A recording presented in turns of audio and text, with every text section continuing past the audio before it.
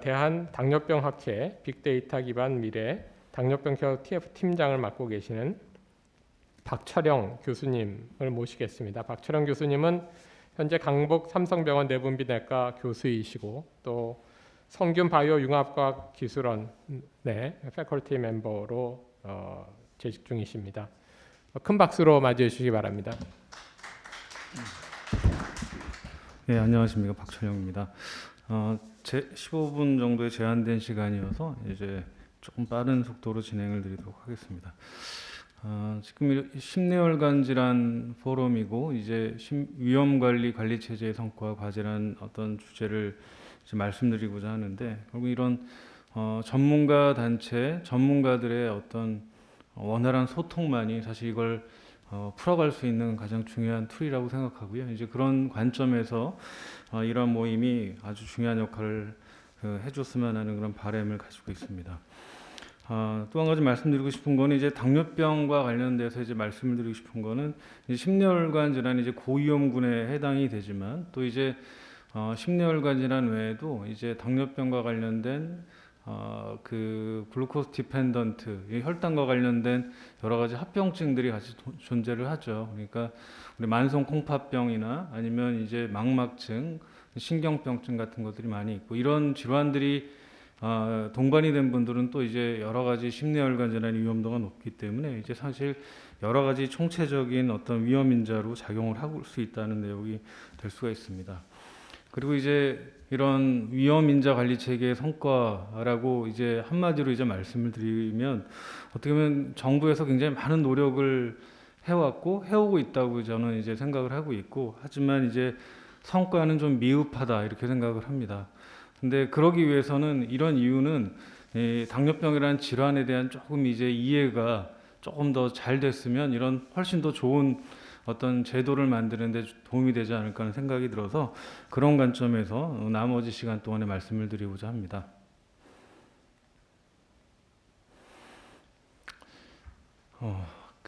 잘 아시는 것처럼 이제 심내혈관 질환 관점에서는 일반에 비해서 당뇨병을 가지고 있다는 이유만으로도 이제 한 2배 정도 리스크가 높다는 것은 너무 잘 알려져 있고요. 이런 여러 가지 그 위험 요소들에 대한 관점에서 당뇨병에 대한 치료가 많이 강조가 되어 왔는데, 여기 지금 사진에 보이는 게 이제 반팅앤 베스트 인슐린을 발견한 사람인데, 올해가 이제 인슐린을 발견한 이제 100주년이 되는 해가 됐습니다. 그래서 실제로 당뇨병의 치료가 본격적으로 시작이 된 지 이제 100년이 되었다고 생각하시면 되겠는데요. 그 이후에 이렇게 엄청나게 많은 약제들이 이제 개발이 돼 오고 있고요. 최근 들어서는 더 많은 발전이 있어 왔다고 볼 수가 있겠습니다. 그리고 또 이런 걸 바탕으로 해서 각종 이제 전문가 단체에서 이제 무수한 가이드라인을 갖다가 제공을 하고 있죠. 이제 그럼에도 불구하고 당뇨병의 유병률은 줄지 않고 지속적으로 늘고 있다는 게 이제 문제가 되고 있습니다. 물론 이제 왜 늘고 있는지에 대한 여러 가지 내용들은 이제 뒤에 또 이제 논의를 좀 드리도록 하겠습니다. 당뇨병 환자들만 문제가 되는 게 아니라 당뇨병의 이제 전 단계인 이제 여러 가지 전당뇨병의 환자도 기하급수적으로 늘고 있어서 당뇨병의 환자의 유병률은 뭐 한 12~13% 정도라고 하면 전당뇨병까지 합치면은 이제 고혈압의 유병률에 육박할 정도로 상당히 이런 전당뇨병 또는 이제 당뇨병 환자들이 급격하게 늘고 있다고 볼 수가 있겠습니다. 이제 그런 현황에도 불구하고 치료제도 엄청나게 많아지고, 그 다음에 이제 많은 노력을 하고 있는데도 불구하고 실제로 당뇨병의 어떤 관리 현황은 그렇게 좋지 않다. 여기 그래프에서 보시는 것처럼 실제로 이 인지율이나 그 다음에 이런 치료받는 사람들은 늘고 있는데 조절률은 상당히 답보 상태에 있다, 늘고 있지 않다는 것이죠. 그게 바로 지금 현재 이제 당뇨병과 관련된 어떤 딜레마라고 볼 수가 있겠습니다. 그로 인해서 당뇨병과 관련된 합병증은 지속적으로 늘고 있다는 것이죠. 이런 미세혈관 합병증뿐만이 아니라 여러 가지 이제 대혈관 합병증인 심내혈관 질환들이 다 계속 이제 늘고 있는 그런 추세를 가지고 있습니다. 그리고 이제 그 OECD 국가 대비해서 10만 명당 피할 수 있는 병원 입원율이 굉장히 상위 랭크가 돼 있다는 걸 볼 수 있겠고요. 이제 오른쪽에서 멕시코에 이어서 이제 두 번째가 돼서 상당히 이제 체계적인 관리가 잘 안 되는 질병 중에 하나가 바로 이제 당뇨병이다 이렇게 볼 수 있겠습니다. 그렇다고 하면 이 원인이 뭘까? 이렇게 많은 치료제들이 나와 있는데도 불구하고 왜 당뇨병은 관리가 안 되고 더 많이 생기고 더 왜 문제가 될까? 보면은 치료제가 나온 것보다 더 빠른 속도로 이 환경이 나빠지고 있다는 것이 되겠습니다. 굉장히 빠른 고령화 시대가 되고 당뇨병은 나이가 들면 들수록 이제 발생할 확률이 훨씬 더 높다.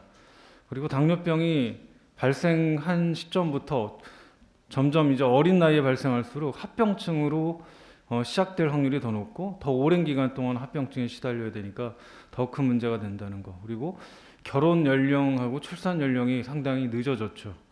그럼으로써 이제 뭐냐면 상당히 이제 건강하지 않은 그런 이제 아이들이 태어날 확률이 그 전보다는 더 높아지고 있다는 거고 소아 및 청소년 비만들이 아주 급격하게 증가를 하죠. 아까 좀 전에 말씀 주신 그 교수님께서 보여주신 것처럼 상당히 비만율이 늘고 있는데 이제 우리나라도 이제 패턴을 보면 서양처럼 이제 비만은 계속 증가하는데 더 큰 문제는 이제 소아 청소년 비만이 늘고 있다는 거와 고도 비만이 급격하게 늘고 있다는 게 가장 큰 특징이 되겠습니다. 그다음 우측에서 보면 뭐 지금 우리가 살고 있는 세상에 아주 극심한 스트레스 속에 살고 있고요. 그다음에 이제 수면 부족에 시달리고 있고, 그다음에 지금 음식과 관련해서는 이제 정말 너무나 관리가 되고 있지 않습니다. 환경이 너무 좋지가 않죠. 너무나 나쁜 음식들이 또 우리가 너무 쉽게 접할 수가 있는 그런 문제. 그다음에 최근에 이제 코로나 바이러스 관련해서는 아주 이런 외식 음식에 너무나 많은 배달 음식에 많이 노출이 되어 있죠. 그리고 이제 특히 이제 청소년들을 중심으로 해서는 이런 극심한 활동량 감소, 운동량 활동량이 감소된다는 것, 뭐 이런 여러 가지 것들이 우리가 치료하는 여러 가지 치료제나 나라에서 만들려고 하는 여러 가지 제도보다도 훨씬 더 빠른 속도로 이게 나빠지고 있기 때문에 좋아지고 있지 않다. 당뇨병이야말로 이런 주변의 여러 가지 생활 환경에 더 많은 영향을 받는 아주 그런 질병이라고 생각하면 문제가 있을 거라고 생각합니다. 이형 당뇨병은 왜 생기는지에 대한 어떤 그래프를 제가 그려왔는데요. 이 좌측에 이제 유전적인 배경이 있고 그 다음에 오른쪽에 환경적인 요인이 있는데 이게 어떤 유전적인 것뿐만이 아니라 이런 환경적인 요소가 결국은 이런 에피제네틱 백그라운드에서 더 많이 발생하게 된다고 잘 알려져 있죠. 그래서 지금 어떻게 보면 굉장히 우리가 이해를 돕기 쉬운 어떤 그림이라서 갖고 와봤는데요. 이제 3대가 한꺼번에 이러한 문제가 될 수 있다는 거죠.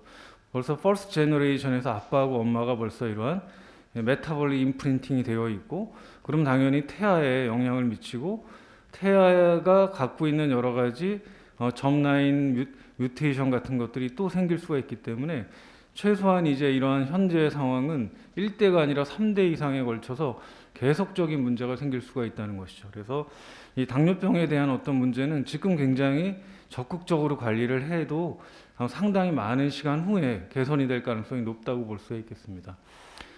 이제 그런 어떤 배경에서 결국은 이런 이 당뇨병이라는 것은 지속적으로 이런 질병 부담이 증가가 되고 있고, 그에 반해서는 여러 가지 현황들이 개선이 이제 부족한 그런 상태다 이렇게 볼 수가 있겠습니다. 그래서 이제 기존 당뇨병의 관리 체계와 성과를 조금 이제 살펴보면 사실은 이제 굉장히 그 많은 노력들을 하고 있었다고 저는 알고 있고요. 또 이제 그런 많은 노력들에 대해 또 이제 많은 응원을 드리고 싶습니다. 그래서 굉장히 많은 국민 건강 그 어떤 건강 종합 계획 수립 또는 지금 최근에 만들어진 헬스 플랜 2030에서도 이제 당뇨병과 관련된 독자적인 건 아니지만 여러 가지 관련된 요소들이 지원이 되고 있고, 뒤에 좀 소개를 해드리겠지만 최근에 이제 당뇨병과 관련돼서 독자적인 여러 가지 계획 수립을 위한 노력을 이제 당뇨병 학회하고도 지금 견주를 하고 있는 상태입니다. 그래서 이제 이런 여러 가지를 개별적으로 다 말씀드리려고 하는 건 아니고, 아까 말씀드린 대로 굉장히 많은 제도들이 만들어지고 있지만 결국은 효과적인 어떤 그런 이제 어떤 플랜들은 지금 아직은 만들어지고 있지 않다는 거고, 그래서 이제 다른 이제 그 미국이나 다른 선진국에서 갖고 있는 어떤 다른 에비던스 베이스의 어떤 플랜들이 어떻게 이루어지고 있는지를 조금 살펴보면 이 우리가 이제 당뇨병이 생기기 전에 전당뇨병부터 이런 심내혈관 질환이 발생할 때까지 어떤 지속적인 어떤 그 스펙트럼으로 어떤 질병을 본다고 하면 처음에 전당뇨병 상태에서는 우리가 충분히 생활습관 개선이나 아니면은 초기 약물 치료를 통해서 당뇨병을 예방할 수 있는 기회도 있거든요. 그래서 그런 것들도 굉장히 중요하다고 볼 수 있겠고, 그다음에 새롭게 진단된 당뇨병 환자에서는 초기에 적극적인 치료가 여러 가지 심리혈관 질환이나 합병증의 발생을 아주 확연하게 개선시켜 줄 수 있다는 에비던스가 너무나 많이 있습니다. 그래서 이런 새로 당뇨병 진단된 사람에서의 어떤 정책, 그다음에 이런 것들이 굉장히 중요하다고 볼 수가 있겠고, 그다음에 이제 이러한 적극적인 생활 습관 개선을 통해서 혈당 조절 외에 당뇨병 있는 사람들은 고혈압, 고지혈증 이런 여러 가지 심리혈관 질환의 다른 위험자를 갖추고 있기 때문에 다양한 통합적인 어떤 관리가 되게 중요하다고 볼 수가 있겠습니다. 그리고 이제 이 CV 아웃컴 트라이얼이 최근에 굉장히 많았기 때문에 그런 걸 통해서 우리가 이 리스크가 높은 환자들에서는 우리가 이제 너무 적극적인 치료를 무조건 한다고 해서 좋은 건 아니다. 그래서 리스크 평가를 통해서 적절한 대상군을 통해서 적극적인 치료가 필요하다는 것과, 그다음에 최근에 이제 나온 SGLT2 이니비터나 아니면은 GLP-1 리셉터 아고니스트 같은 약물을 통해서 몇몇 드럭들은 이런 심내혈관 질환을 갖다가 또 예방할 수 있는 그런 효과들이 있다는 것들이 잘 알려져 있죠. 그래서 우리가 이제 당뇨병이 생기기 전부터 그다음에 이제 당뇨병을 치료하는 모든 과정에서 사실 이런 굉장히 많은 에비던스를 통해서 우리가 각각에 해당되는 여러 가지 전략들을 세우면 좋겠다, 이렇게 이제 말씀을 드리고 싶고요.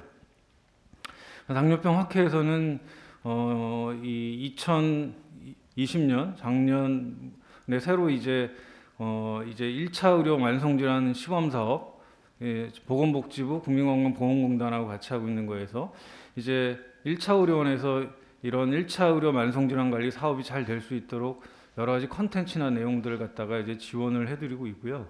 그리고 이제 당뇨병 예방관리 종합계획이라는 것을 질병관리청과에서 작년 2020년 12월까지 같이 우리가 만들어서 제출한 바 있습니다. 그래서 이런 전문가 집단의 어떤 여러 가지 계획을 통해서 결국은 이제 여러 가지 이런 우리 당뇨병 환자들에 대한 어떤 관리를 통한 어떤 계획 수립에 있는데도 상당히 도움을 서로 이제 나눌 수 있지 않을까 하는 생각이 되고요. 그리고 이런 당뇨병 예방 관리를 위한 중장기 R&D 로드맵, 이건 이제 연구 과제인데 이것도 이제 질병관리청과 해서 이제 올 초까지 3월까지 해서 마무리를 해서 제출할 예정이 있습니다. 그래서 상당히 많은 이제 에비던스를 통해서 아주 적절한 어떤 종합 계획을 세워서 장기간 어떤 관리를 해야지만 사실 이런 결과들을 좀 잘 보일 수가 있을 거라고 생각을 합니다. 이제 마지막으로 한 몇 장의 슬라이드를 통해서 이제 당뇨병에 대해서 꼭 이해를 해야 되는데 항상 이제 너무 이걸 갖다가 적절하게 우리가 이제 이해하지 못하고 어떤 관리를 하는 부분 한두 가지만 말씀을 드리고 마칠까 합니다. 지금 이제 보시는 것처럼 이게 미국 당뇨병 학회에 대한 어떤 케어 모델이 되겠습니다.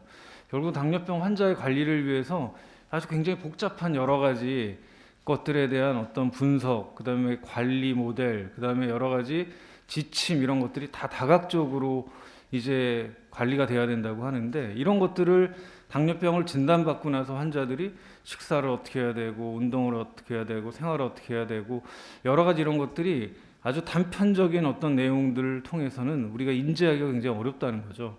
그렇기 때문에 환자 중심의 환자 참여적인 치료 및 정책이 굉장히 필요하다는 거고, 이를 위해서 환자의 당뇨병의 이해도가 높아질 수 있는 그런 어떤 교육 프로그램이 반드시 필요하다.